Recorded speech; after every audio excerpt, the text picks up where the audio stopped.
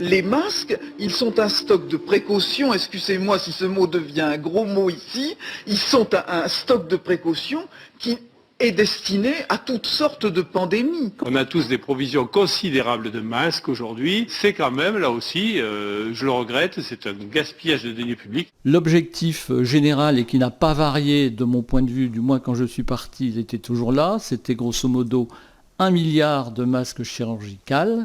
Et lorsque je pars en fin 2013, il y a, je crois, 624 millions de masques chirurgicaux et j'en passe la commande avant de partir de 100 millions supplémentaires, ce qui aboutit à quelque chose comme 720 millions en fin 2014 dans ces eaux-là. C'est le moment où les mouvements de concentration du stock stratégique se font. Et ils vont se dérouler toute l'année 2015 et une partie de l'année 2016. Plus de 1000 camions qui vont transporter des palettes pour les faire venir sur le stock central. Nous étions à ce moment-là avec 7 plateformes nationales qui constitueront une plateforme centrale, un endroit sécurisé, d'un endroit contrôlé sur le plan climatique, température, hygrométrie, etc.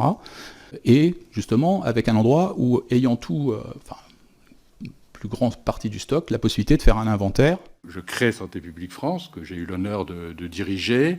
Donc j'hérite, en mai 2016, des stocks stratégiques. Et pour se limiter aux masques, parce qu'il faut quand même cerner le sujet, il y avait environ à l'époque 750 millions de masques chirurgicaux et 700 000 masques de type FFP2.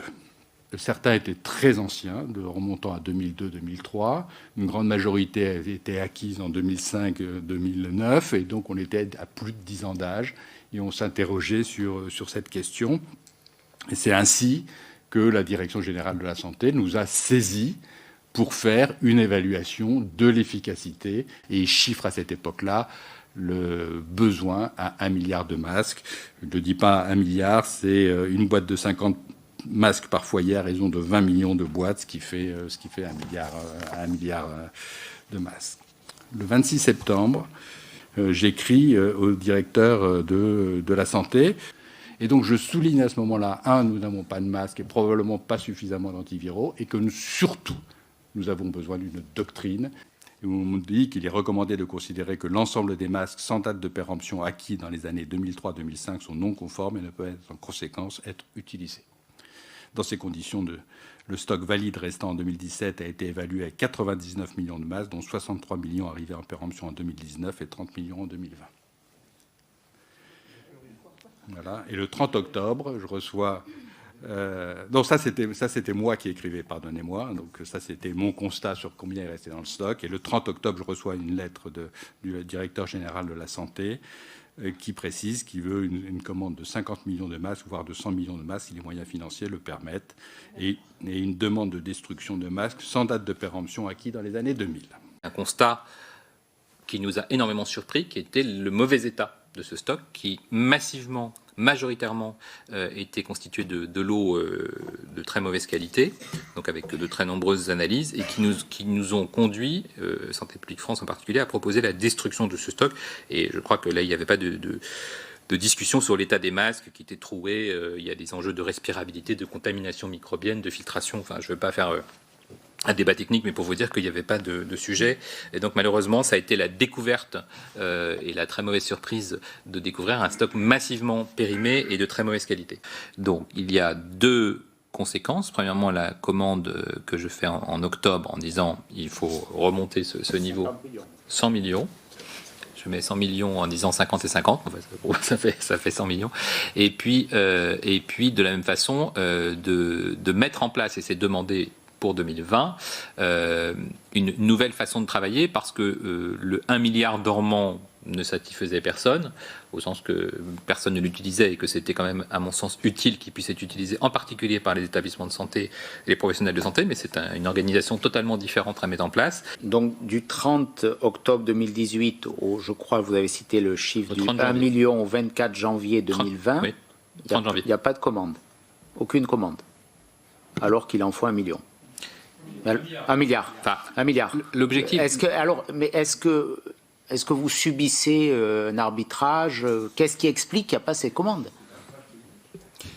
Non, je crois que vraiment on était dans une logique d'attente, de changement complet d'organisation du flux, de stock qui permettrait de tourner, de voir quelles étaient les précommandes, les capacités de récupérer régulièrement des masques, de voir quels étaient les stocks intermédiaires, de voir quels étaient les stocks, les besoins, pour qu'on ait effectivement pas en permanence 1 milliard de masques enfermés et à jeter régulièrement. C'était un peu ça l'idée, et c'était ce qui était demandé à la Santé publique France dans le COP de 2018. En janvier 2020, la France disposait d'un stock stratégique d'État de 115 millions de masques chirurgicaux. Et par ailleurs, vous le savez, ça a été dit en particulier par le ministre Olivier Véran, nous avons réintégré 75 millions de masques chirurgicaux qui étaient périmés 2019, qui ont été évalués conformes et donc qui ont pu être distribués.